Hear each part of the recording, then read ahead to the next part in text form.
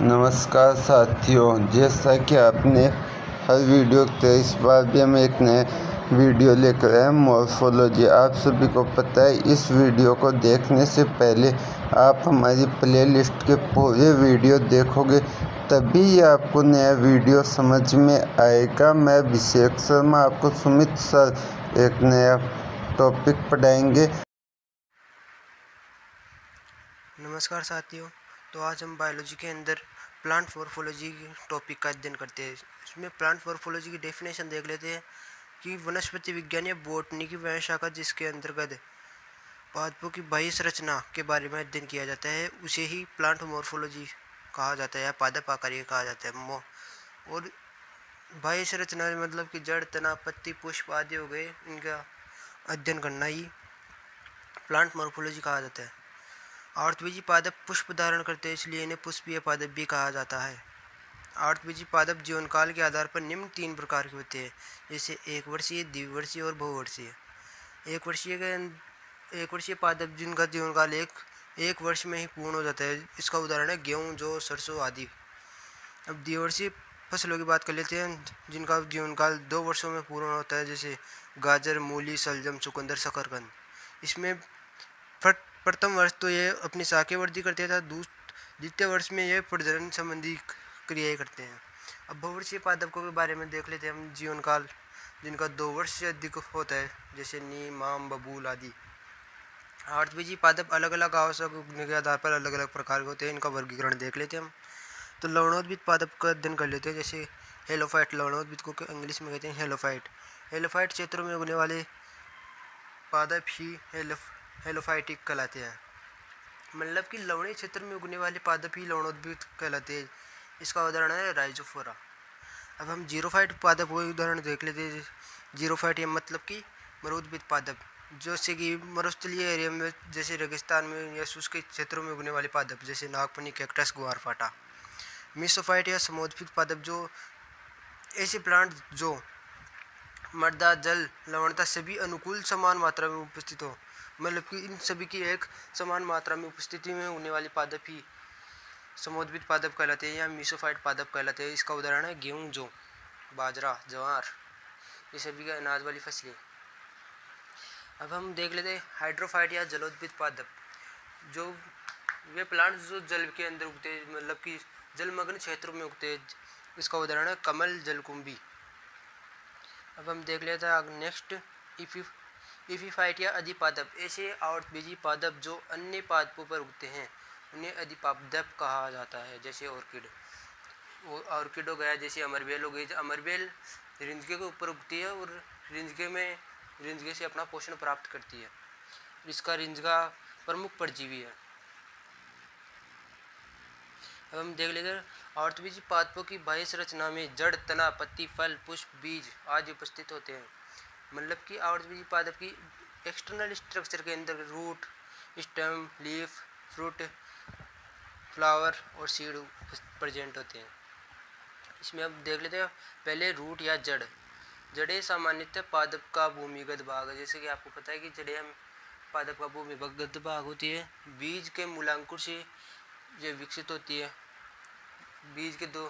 जब बीज अंकुरित होता है तो 2 अवस्थाएं होती है, एक तो प्रांकुर, एक मूलांकुर। तो जड़ का निर्माण हमेशा मूलांकुर से होता है। जड़ों की वृद्धि मृदा में निम्न 3 प्रकार से होती है, जैसे कि ऋणात्मक प्रकाशानुवर्ती, मतलब कि जिस साइड से प्रकाश आता है उसके विपरीत तरफ वो गति करती है जड़। धनात्मक गुरुत्वानुवर्ती, मतलब कि गुरुत्व के प्रति धनात्मक होती है, मतलब कि गुरुत्वाकर्षण बल के साथ ये गमन करती है।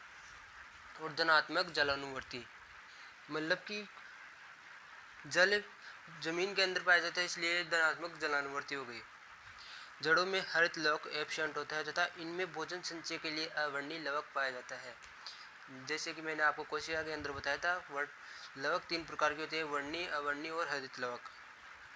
अर्थात जड़ों में हरित लवक एब्सेंट होता है, जिसके कारण इनका रंग हरा नहीं होता। जड़ का रंग कभी भी हरा नहीं होता। जड़ों में पर्वसंधियाँ एब्सेंट होती है, ये केवल तने में ही पाई जाती है पर्वसंधियाँ।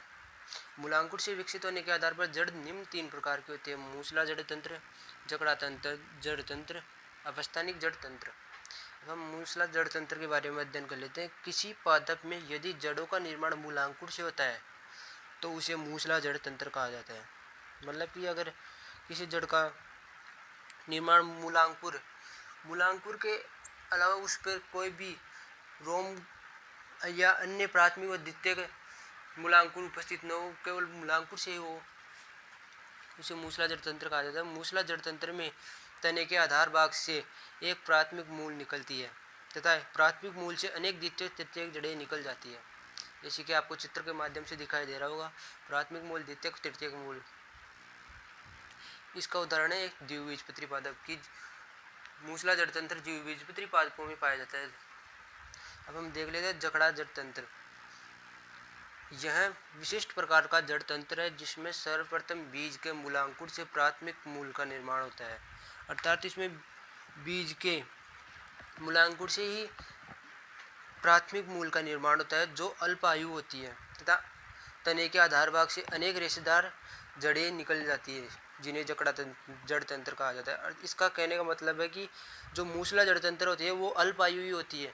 उसके नष्ट हो जाने के बाद में अनेक अपस्थानिक जड़ का विकास हो जाता है, जो कि जकड़ा जड़ तंत्र ये एक बीजपत्री पादपों में पाया जाता है।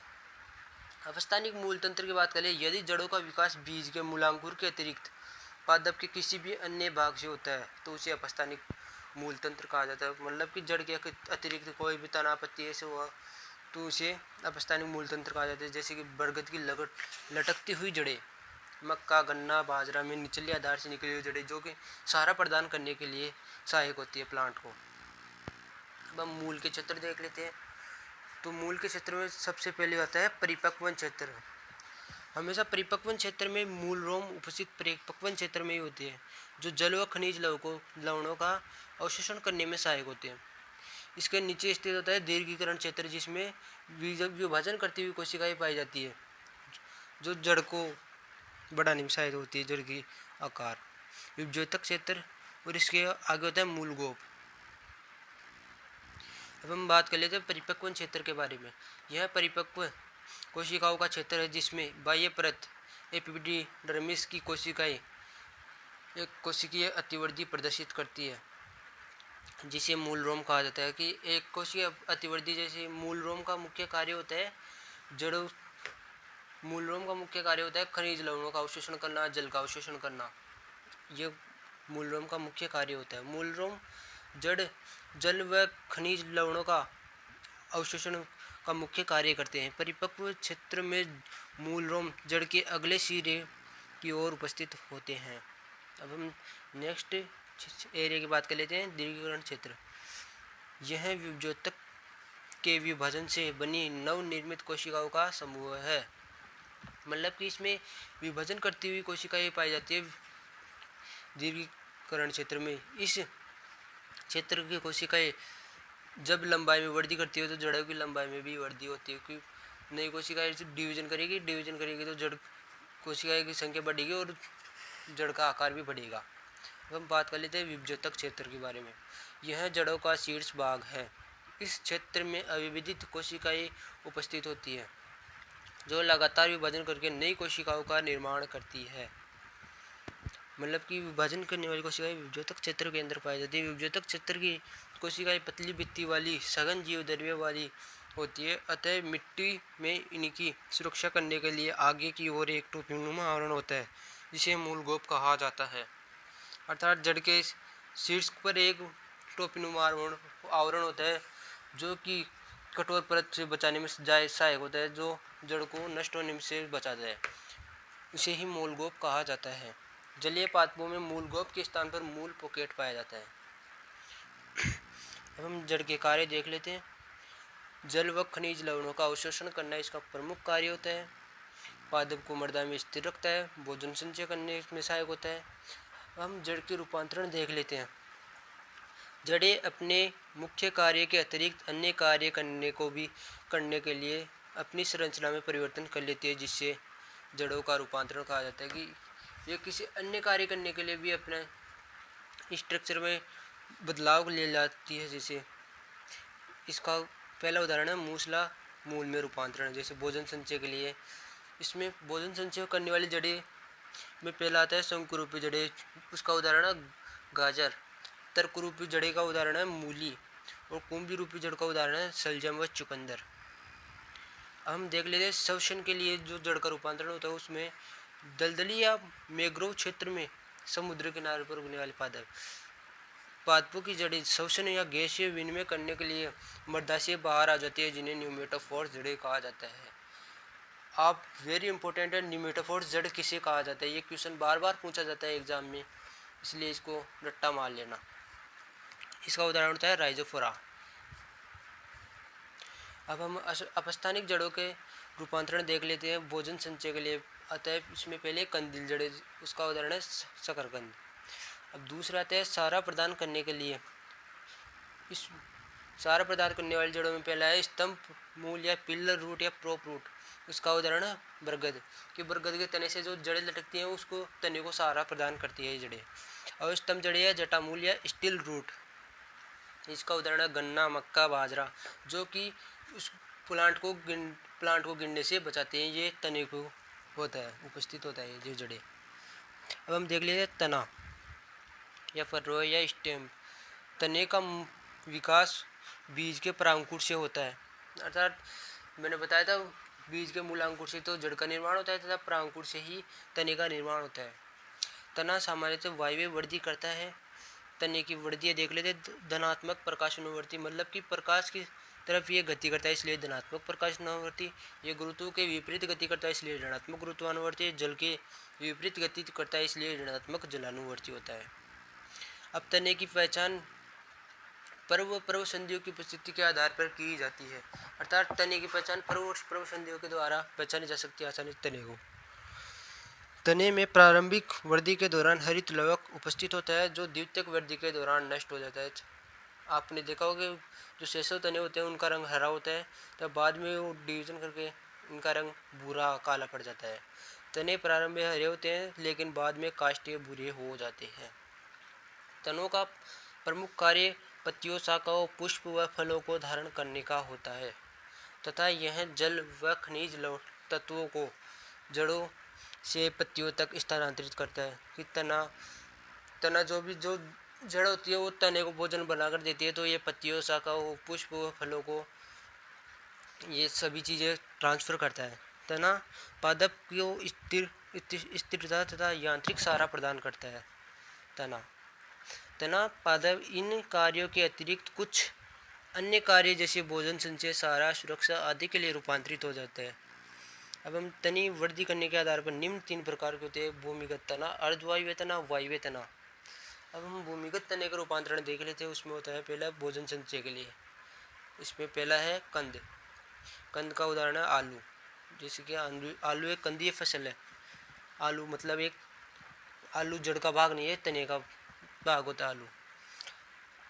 अब दूसरा है प्रकंद, इसका उदाहरण है हल्दी और अदरक। फिर आता है गनकंद, इसका उदाहरण है अरबी जमीकंद। फिर होता है सल्ककंद, इसका उदाहरण है प्याज व लहसुन। वायव्य तने का रूपांतरण देख लेते, सहारा प्रदान करने के लिए रूपांतरण। वायव्य तने में सबसे पहले आता है सहारा प्रदान करने के लिए रूपांतरण कद्दू वर्गीय सब्जियाँ। जैसे कि आपने देखा होगी ये जो कद्दू वर्गीय सब्जियाँ होती हैं उनमें तने को सहारा कर देने के लिए प्रदान होते हैं, जो उसको बेल को फैलाने में सहायक होते हैं। जैसे घिया, खीरा, तरबूज आदि में तने, जो मैंने बता दिया आपको। अब सुरक्षा के लिए होता है अंगूर लता में, बोगनविलिया में तना कक्षीय कठोर कलिकाओं से न्यूक्लियस संरचनाओं में रूपांतरित हो जाता है, जिन्हें कांटे कहा जाता है तथा यह कांटे पादप को सुरक्षा प्रदान करते हैं। हमेशा ये याद रखना है कि कांटा भी तने का ही भाग होता है। अब हम देख लेते हैं प्रकाश संश्लेषण के लिए तने का रूपांतरण।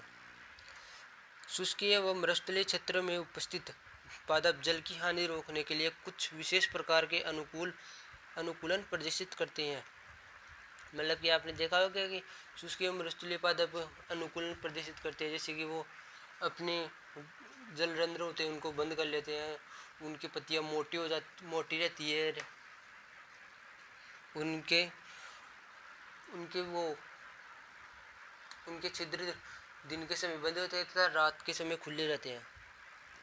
इसका उदाहरण है कैक्टस ओपनसिया, यूफोर्बिया, नागफनी, ग्वारफाटा।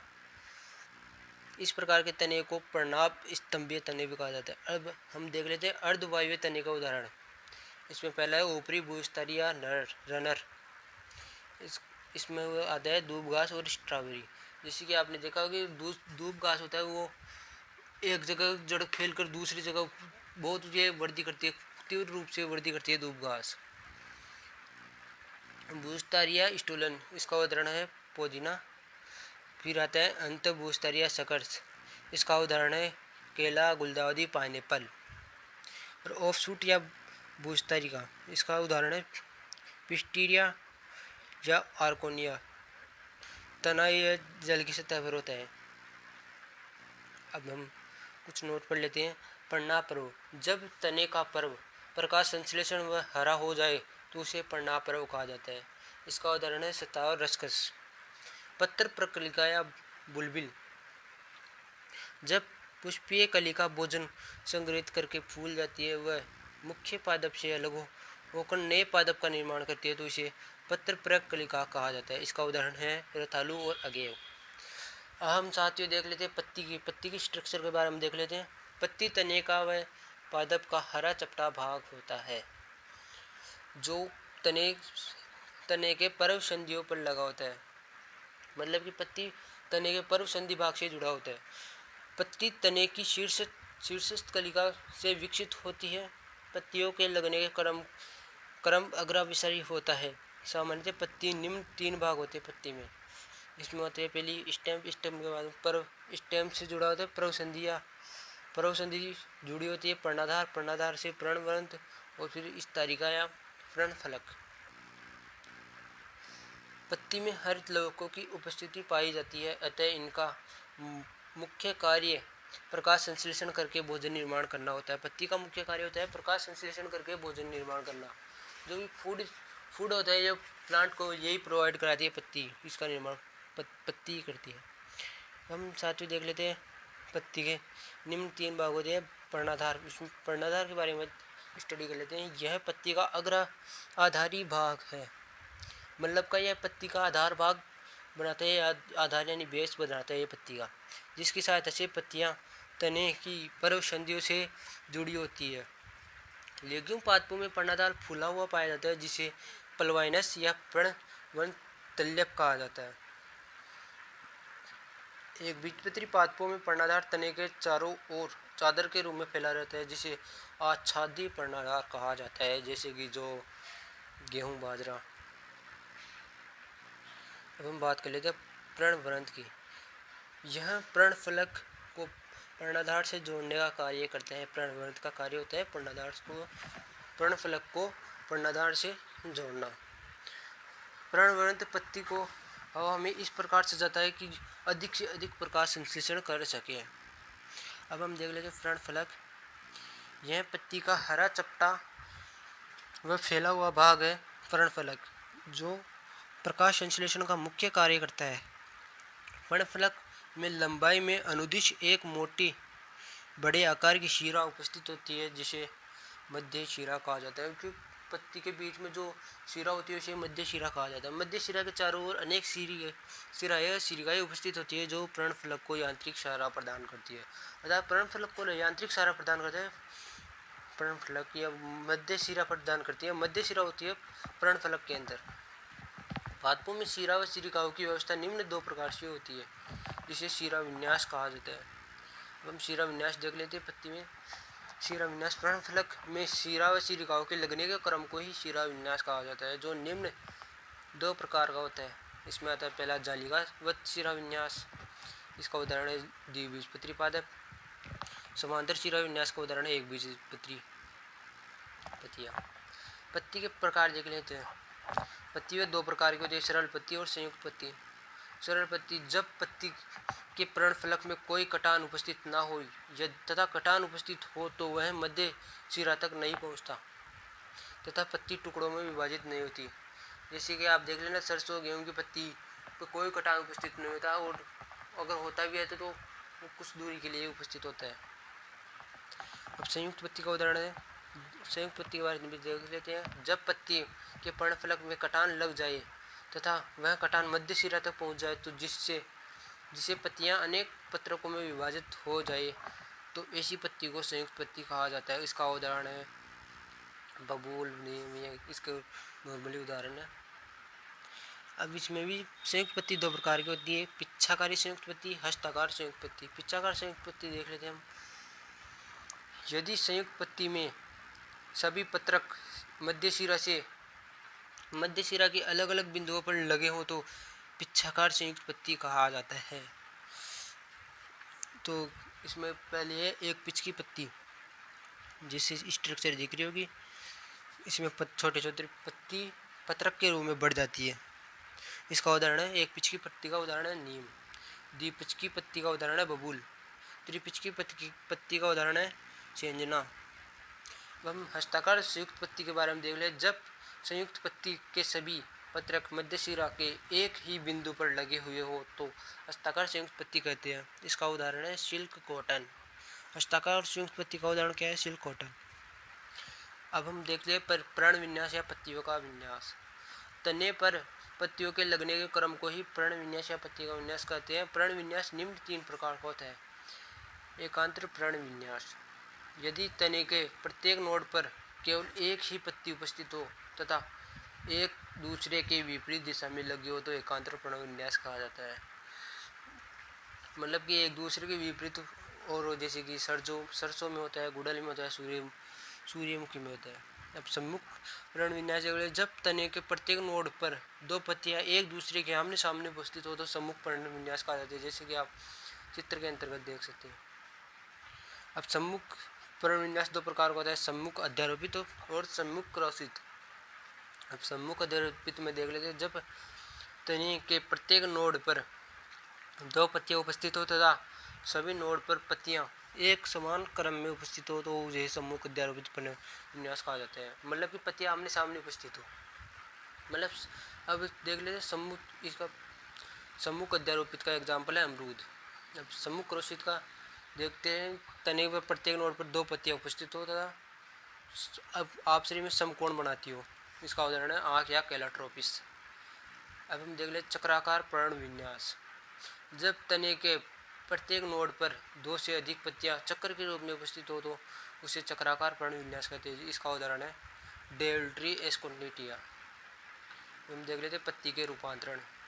पत्ती का मुख्य कार्य प्रकाश संश्लेषण द्वारा भोजन निर्माण करना होता है, लेकिन पत्ती प्रकाश संश्लेषण के अतिरिक्त कुछ अन्य कार्य करने के लिए रूपांतरित हो जाती है, जैसे सारा प्रदान करने के लिए, जल संरक्षण के लिए, भोजन संचय के लिए इत्यादि।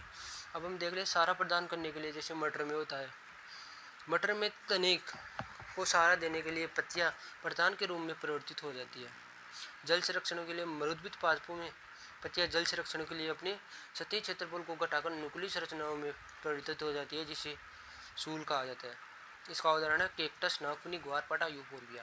भोजन संचय के लिए पत्तियां, जैसे पत्तियों में भोजन संचय के लिए प्याज, लहसुन हो गया। ऑस्ट्रेलिया कैसिया में की पत्तियां अल्पायु होती है। अच्छा, पर्णवृंत फूलकर चपटा हो जाता है। इस प्रकार प्रकाश संश्लेषण का कार्य किया जाता है। हम देख लेते हैं कीटाहारी पादप। इन्हें घटपर्णी पादप भी कहते हैं। कुछ पादप जो नाइट्रोजन के लिए कीटों को नष्ट करते हैं, इनमें पत्तियां रूपांतरित होकर गड़े के आकार की हो जाती है। ऐसी पत्तियों को पिच्चे या घटपर्ण कहा जाता है। इसका उदाहरण है वीनस फ्लाईट्रेप, यूट्रिकुलेरिया नेफंथीज। तो साथियों, आज का टॉपिक हमारा यही खत्म होता है। मिलते हैं आपके साथ नेक्स्ट वीडियो।